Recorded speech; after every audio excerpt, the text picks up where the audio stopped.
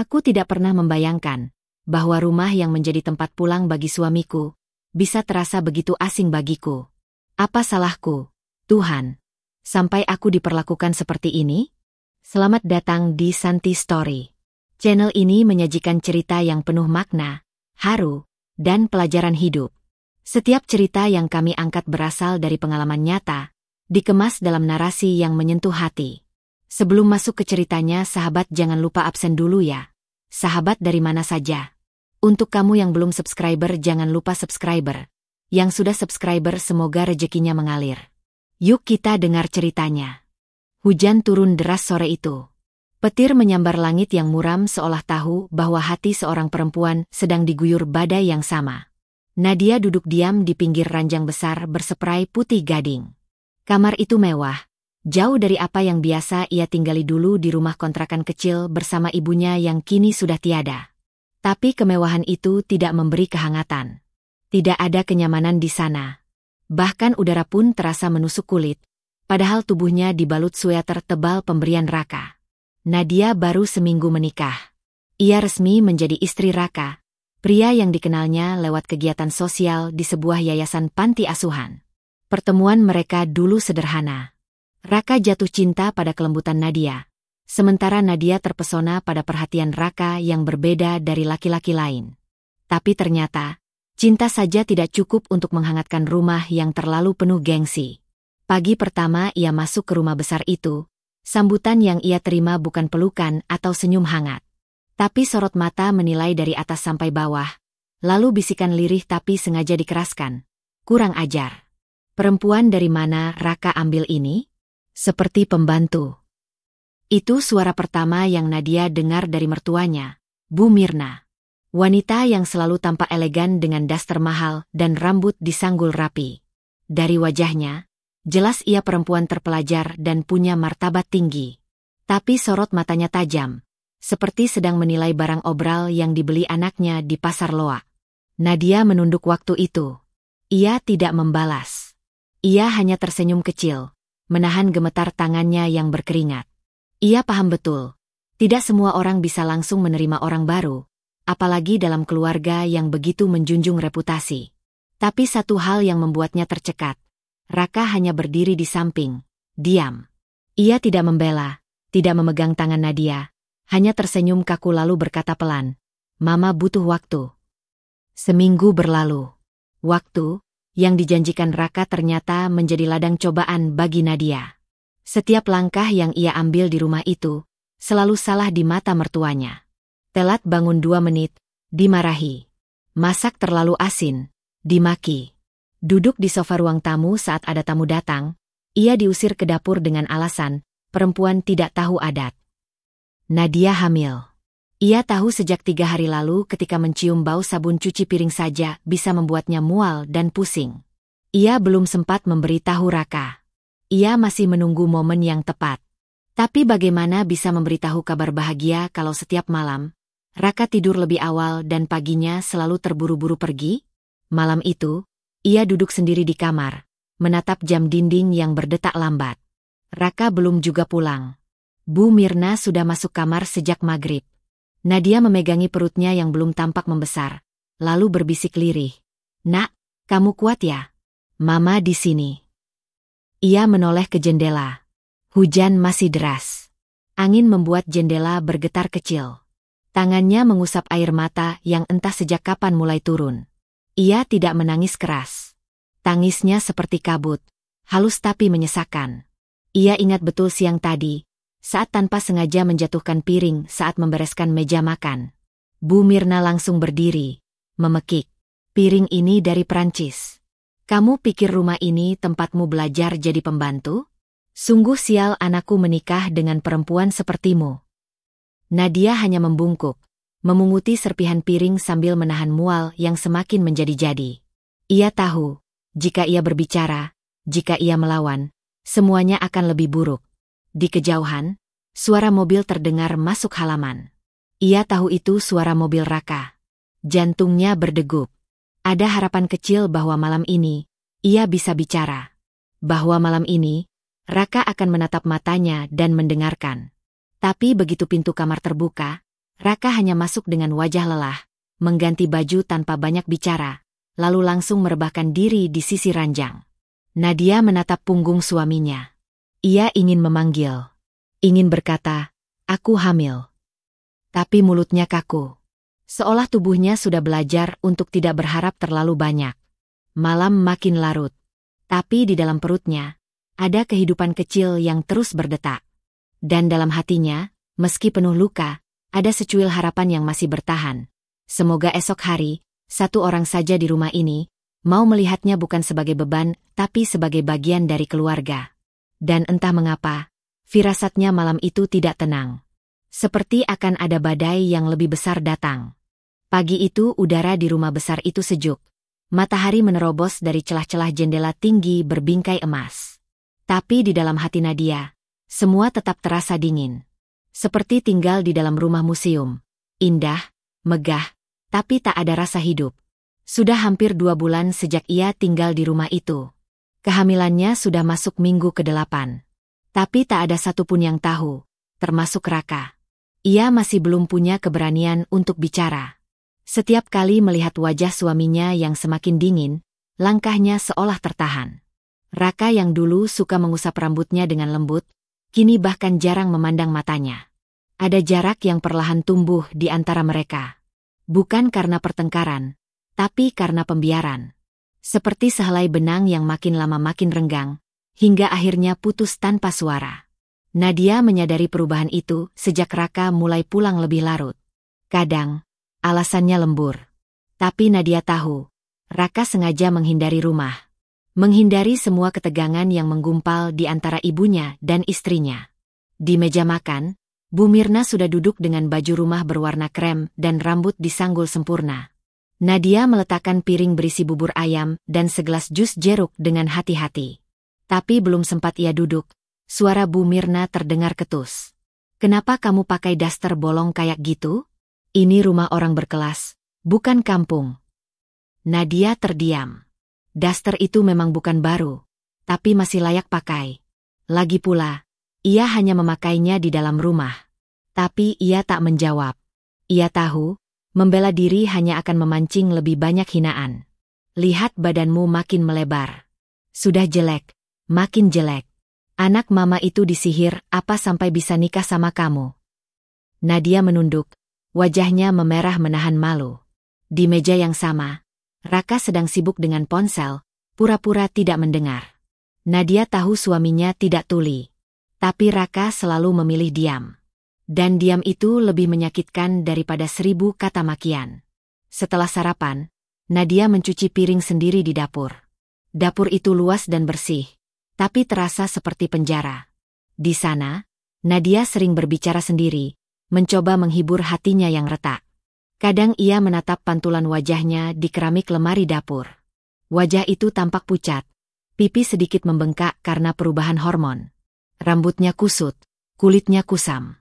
Tapi ia tahu, itu bukan karena kehamilan saja. Itu karena lelah menahan luka yang tak pernah bisa ia ceritakan.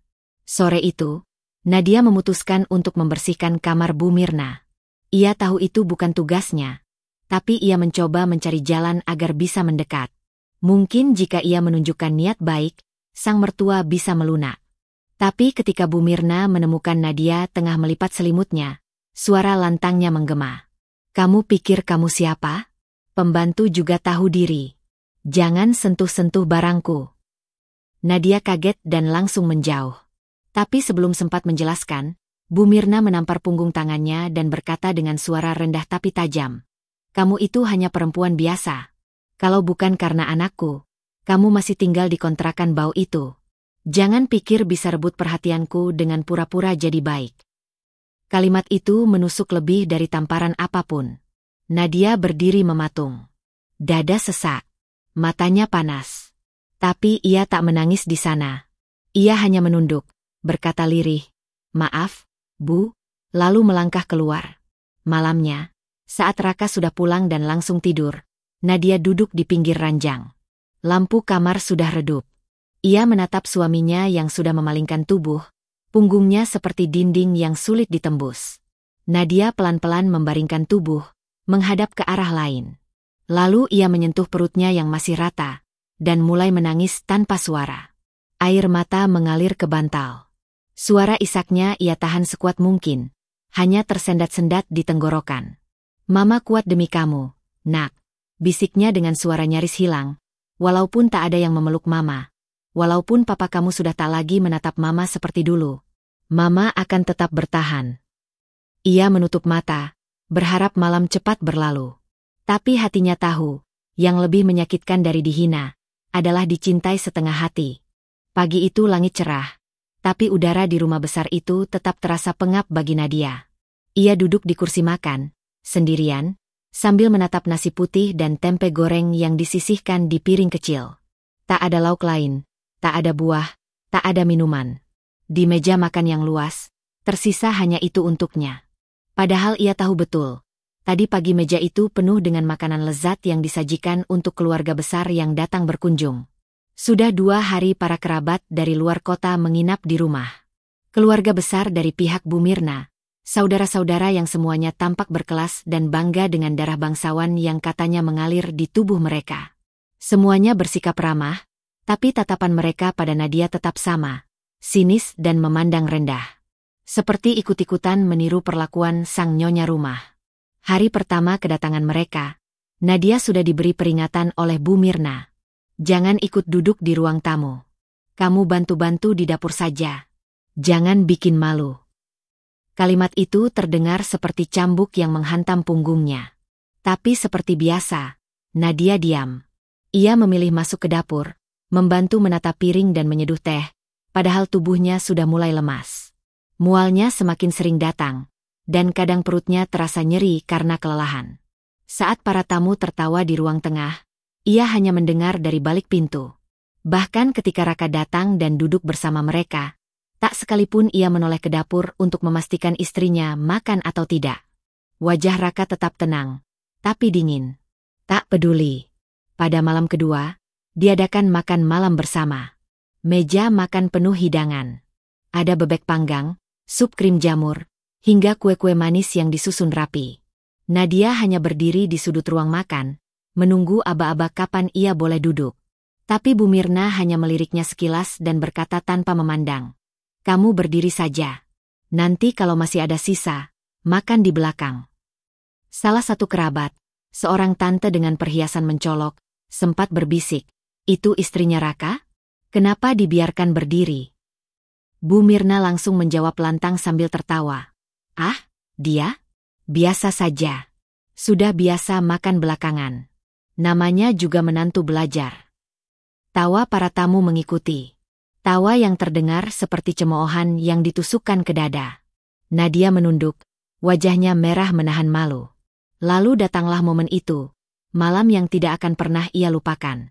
Saat ia akhirnya diizinkan duduk di ujung meja karena salah satu kursi kosong, Nadia mencoba menuang air ke gelas di depannya. Tapi tangannya gemetar. Entah karena lelah atau karena tegang. Gelas itu tersenggol dan jatuh ke lantai, pecah berhamburan. Semua suara mendadak hening. Bu Mirna berdiri, wajahnya memerah. Dan sebelum siapapun sempat bereaksi, tangan wanita itu meraih rambut Nadia dan menjambaknya dengan kasar. "Kamu memang bodoh. Baru dikasih duduk sudah bikin malu. Dasar perempuan kampung," serunya lantang, tanpa sedikit pun malu di depan para tamu. Nadia terkejut, tubuhnya membeku. Ia tidak bisa bicara, bahkan untuk menangis pun tubuhnya seolah tak mampu. Ia hanya menatap piring-piring mewah di depannya, mencoba tetap sadar. Ada suara yang memanggil-manggil di dalam kepalanya. "Anakmu, anakmu, jangan jatuh, kuatkan dirimu." Para tamu terpana. Ada yang saling pandang, ada yang mengalihkan mata. Tapi tidak satu pun bersuara. Bahkan Raka, yang duduk hanya 2 kursi dari sana, tidak berdiri. Ia hanya mematung, tangannya menggenggam sendok, rahangnya mengeras, tapi tidak bergerak. Tidak menghentikan ibunya. Tidak memeluk istrinya. Tidak berbuat apa-apa. Nadia berdiri perlahan, menghindari tangan Bu Mirna yang masih gemetar karena marah. Ia tidak bicara. Ia tidak membela diri. Ia hanya mundur 1 langkah, 2 langkah, lalu berbalik pergi ke kamar tanpa suara. Begitu sampai di dalam kamar, Pintu ia kunci. Tubuhnya gemetar. Tangannya meraba rambutnya yang masih terasa perih di kulit kepala. Nafasnya pendek-pendek. Lalu ia jatuh terduduk di lantai, memegangi perutnya. Air mata mengalir deras, tapi tidak disertai suara tangis. Hanya tubuhnya yang berguncang. Isak itu tertahan di dada, menggumpal seperti batu. Mereka mempermalukan Mama, Nak, bisiknya dengan suara parau. Di depan semua orang. Dan papa kamu, dia melihat semuanya. Tapi memilih diam. Ia menggenggam ujung baju tidur yang ia kenakan, menggigit bibirnya kuat-kuat, seolah mencoba menghentikan tubuhnya yang ingin menjerit. Tapi tak ada jeritan malam itu. Hanya kesunyian panjang. Kesunyian dari perempuan yang mulai menyadari bahwa tidak ada lagi tempat nyaman untuknya di rumah ini. Bahkan di hati suaminya sendiri. Malam itu, udara terasa lebih dingin dari biasanya. Jendela kamar berembun, seolah ikut menyimpan napas panjang yang tertahan terlalu lama. Di dalam kamar, Nadia duduk bersandar di sudut tempat tidur, memeluk lututnya, selimut menutupi sebagian tubuhnya. Raka sudah tertidur sejak sejam lalu, seperti malam-malam sebelumnya, selalu lebih dulu tidur, selalu memunggungi. Nadia menatap layar ponselnya yang sejak tadi tak kunjung ia matikan. Ada panggilan tak dikenal masuk 1 jam lalu. Tidak ada nama, hanya nomor. Tapi suara di ujung sana membuat tubuh Nadia gemetar seketika. Ini tentang Bu Mirna. Tentang siapa dia sebenarnya. Tentang sesuatu yang mungkin kamu, sebagai menantunya, berhak tahu. Suara itu berat, lelaki, terdengar tua tapi tegas. Nadia sempat ingin memutuskan sambungan, mengira itu hanya gangguan atau seseorang yang iseng. Tapi kemudian lelaki itu menyebut nama. Rumini, ibunda kandungmu. Napas Nadia tercekat. Nama itu seperti pisau yang menyayat masa lalunya yang sudah lama terkubur. Apa hubungan ibu saya dengan Bu Mirna? Suaranya lirih, nyaris berbisik, nyaris tidak percaya dirinya sendiri sedang menanyakannya. Aku tidak bisa bicara lewat telepon. Tapi ada banyak yang harus kamu tahu. Tentang bagaimana keluargamu dulu. Dan bagaimana semua itu berhubungan dengan keluarga tempatmu sekarang tinggal. Klik. Sambungan terputus. Nadia menatap layar ponsel lama, mencoba memahami apa yang baru saja terjadi. Nama ibunya disebut. Ibunya yang meninggal 2 tahun lalu karena sakit. Perempuan yang membesarkannya sendirian, yang tak pernah mau bicara banyak soal masa lalu. Malam itu, Nadia tak bisa tidur. Ia membuka kembali kotak kecil di bawah ranjang, tempat ia menyimpan sisa kenangan dari ibunya.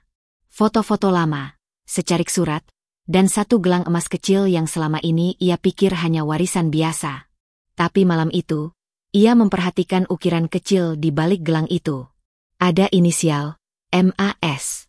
Ia tak tahu artinya. Tapi tiba-tiba, pikirannya dipenuhi potongan-potongan kecil yang dulu sering diabaikannya. Kata-kata samar ibunya, surat-surat yang dulu disobek sebelum sempat dibaca, tangisan malam-malam yang tak pernah dijelaskan.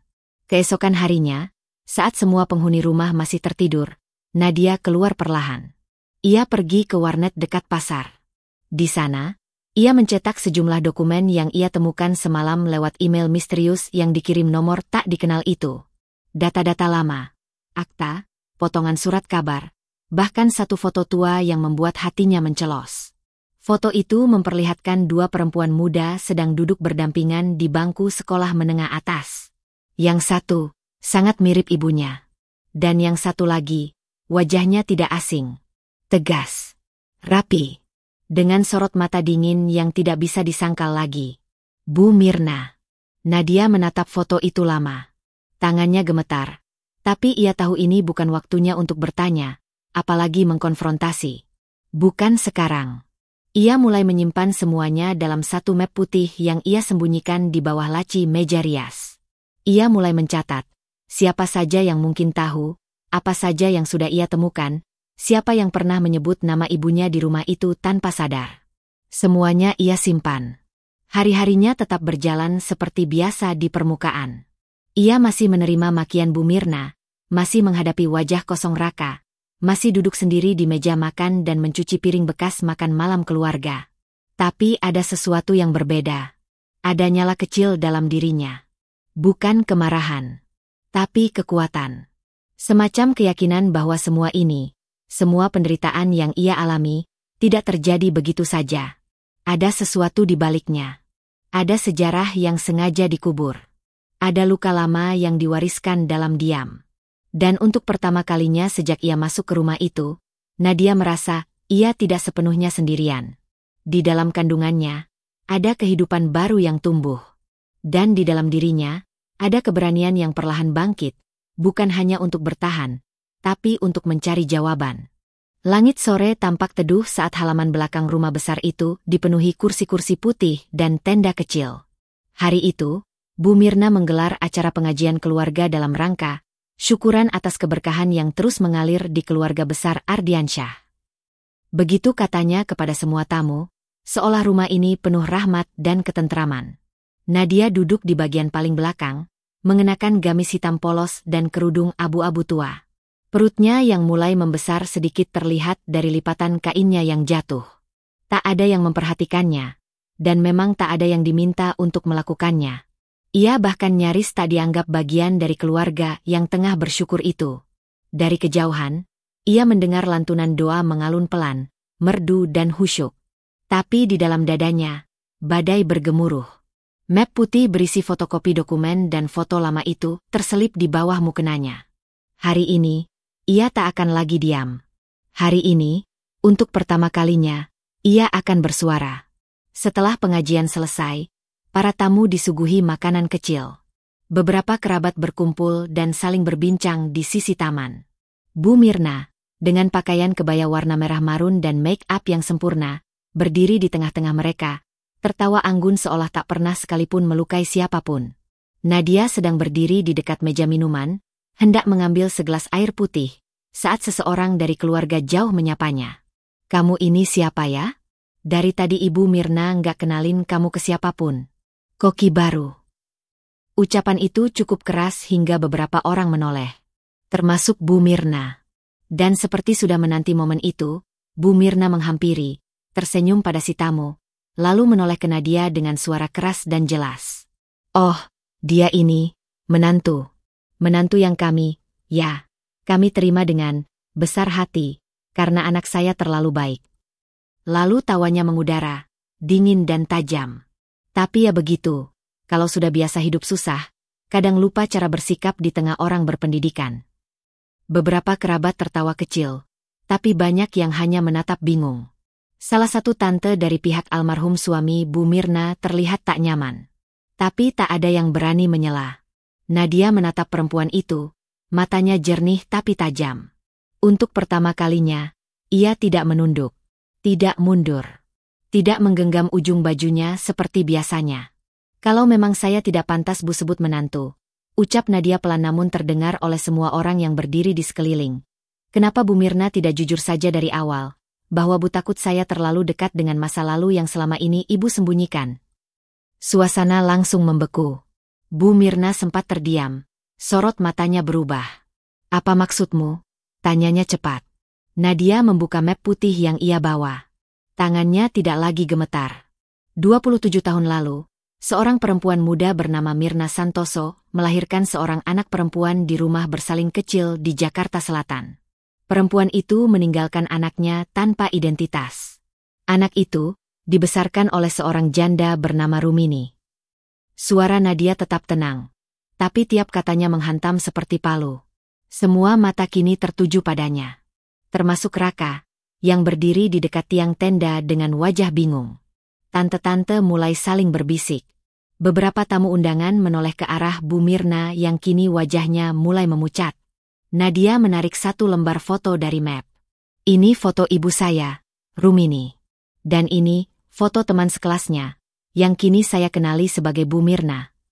Dia menunjukkan foto dua gadis SMA berseragam putih abu-abu. Semua mata menatapnya dengan intens. Nadia menatap langsung ke mata mertua yang selama ini menindasnya. "Dan saya adalah anak yang ibu tinggalkan." Suasana menjadi senyap seketika. Angin sore terasa berhenti bergerak. Seorang tamu menjatuhkan sendok kecil ke piring.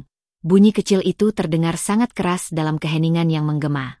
Raka menatap Nadia, tak berkedip. Mulutnya terbuka, tapi tak ada kata yang keluar. Bu Mirna mundur selangkah, tangan kirinya meraih kursi di dekatnya, seolah kehilangan keseimbangan. Bibirnya bergerak-gerak, tapi suara tak keluar. Wajahnya pucat pasi. Seakan semua darah mengalir turun dari wajahnya, terseret kenyataan yang tak pernah ia sangka akan kembali di hadapan orang-orang. Nadia menunduk hormat pada tamu-tamu yang kebingungan, lalu kembali berdiri tegak.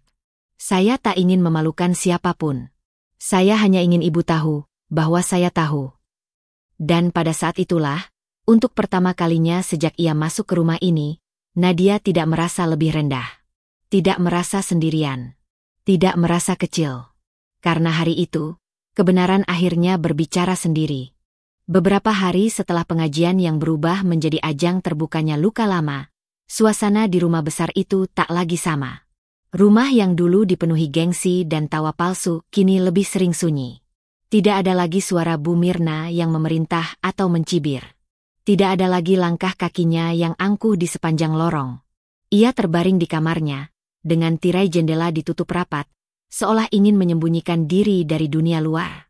Raka, untuk pertama kalinya dalam pernikahan mereka, benar-benar terlihat bingung dan kehilangan arah. Ia duduk lama di ruang tengah, memandangi lantai kosong, tak sanggup menatap wajah siapapun. Sorot matanya seperti seseorang yang baru saja ditampar oleh kebenaran yang selama ini ia tolak untuk dilihat. Beberapa kali ia mencoba bicara dengan Nadia, tapi kata-katanya selalu tersangkut di tenggorokan. Ia terlalu malu. Terlalu hancur oleh kenyataan bahwa selama ini, perempuan yang ia biarkan terluka, perempuan yang mengandung darah dagingnya, justru memiliki keberanian dan kelapangan hati jauh melebihi siapapun dalam rumah ini. Nadia sendiri tak banyak bicara. Ia tetap seperti biasanya, menyiapkan sarapan, membersihkan rumah, menyiram tanaman di pagi hari. Tapi ada sesuatu yang berbeda dalam dirinya. Caranya berjalan, cara ia memandang orang. Bukan lagi tunduk, bukan lagi takut, tapi tenang, matang.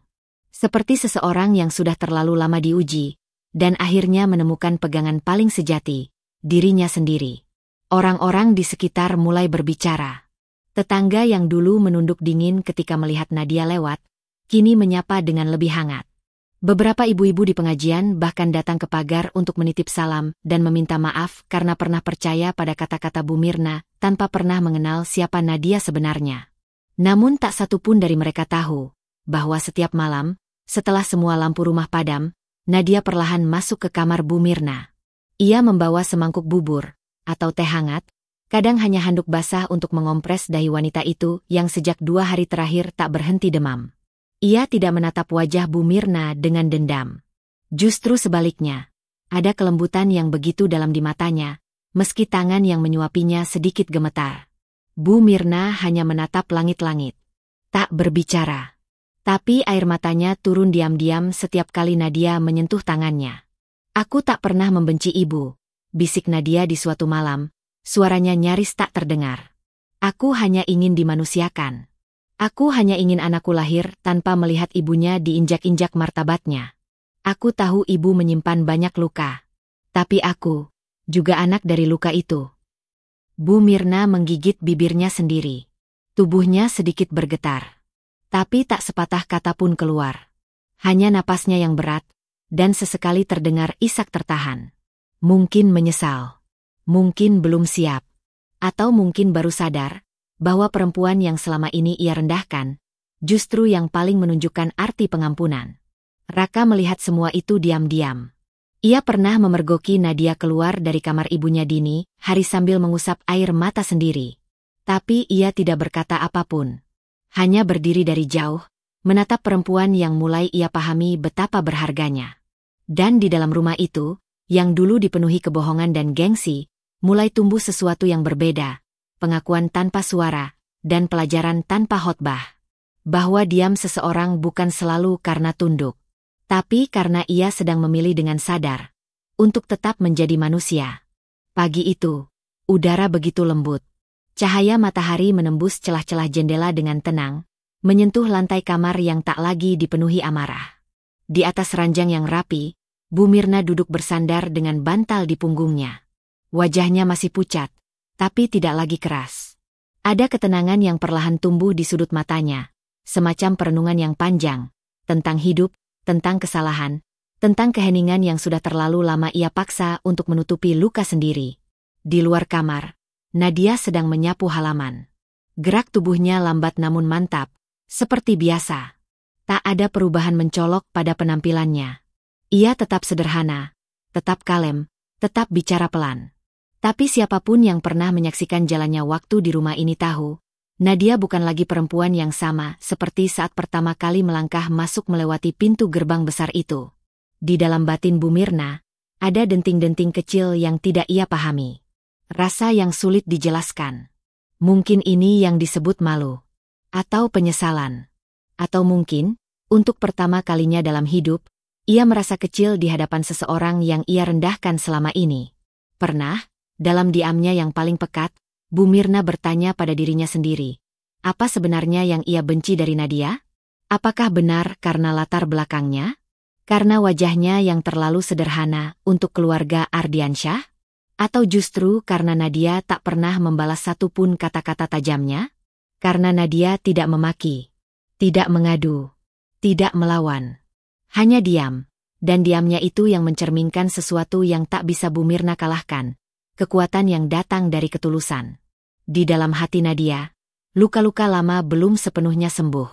Tapi ia belajar bahwa luka bisa menjadi pintu. Ia pernah merasa hancur. Ia pernah merasa tak diinginkan. Tapi dalam kehancuran itu, ia menemukan dirinya sendiri. Ia menemukan bahwa seorang ibu bukan hanya seseorang yang mengandung, tapi juga yang melindungi, termasuk melindungi dirinya sendiri. Sakit itu tidak memalukan. Bisiknya pada janin di dalam perutnya suatu malam. Tapi kalau kita membiarkan rasa sakit mengubah hati kita jadi keras, itu baru menyedihkan. Beberapa kali Raka mencoba membuka percakapan, tapi Nadia hanya menanggapinya dengan lembut, tidak menjauh tapi juga tidak menyambut. Ia seperti sungai yang mengalir dengan caranya sendiri, tidak terburu-buru, tapi pasti. Kenapa kamu masih rawat ibu, Nat? Tanya Raka pelan. Suatu malam saat mereka duduk berdua di dapur. Setelah semua yang dia lakukan, Nadia menatap cangkir teh di tangannya, lalu tersenyum tipis. Karena kalau aku membalas dengan kebencian, aku akan jadi bagian dari luka itu. Dan aku tidak mau anak kita lahir dari luka yang sama seperti aku dibesarkan. Raka terdiam. Kata-kata itu seperti tamparan yang lembut, tapi menyakitkan. Ia sadar betapa diamnya dulu bukan karena ia tidak tahu siapa yang salah. Tapi karena ia takut kehilangan dua sisi, ibunya, dan dirinya sendiri. Di kamar atas, Bu Mirna mendengar suara percakapan mereka dari celah pintu yang terbuka sedikit. Ia meneteskan air mata untuk kesekian kalinya, bukan karena sakit di tubuhnya, tapi karena sesuatu yang lebih dalam. Ia melihat dirinya sendiri di mata menantunya, dan yang ia lihat adalah perempuan yang pernah ia buang dari masa lalu. Kini kembali dengan ketabahan yang ia sendiri tidak pernah miliki. Ia ingin meminta maaf. Ia ingin merangkul. Tapi mulutnya keluh. Waktu seperti berjalan lambat, memberinya kesempatan untuk berpikir, mengingat, dan akhirnya, mulai belajar memanusiakan orang lain. Sore itu, saat langit mulai menguning, suara adzan berkumandang dari musala kecil di seberang jalan. Nadia sedang menyiram tanaman, air mengalir pelan dari selang, membasahi bunga-bunga yang mulai mekar. Ia tidak tahu bahwa dari jendela kamar lantai atas, Bu Mirna sedang memperhatikannya diam-diam, dengan mata yang penuh air dan dada yang sesak oleh kenyataan. Bahwa di balik kebencian yang pernah ia pelihara, ada pelajaran yang tidak akan ia dapat dari manapun. Dari seorang menantu, yang pernah ia anggap bukan siapa-siapa.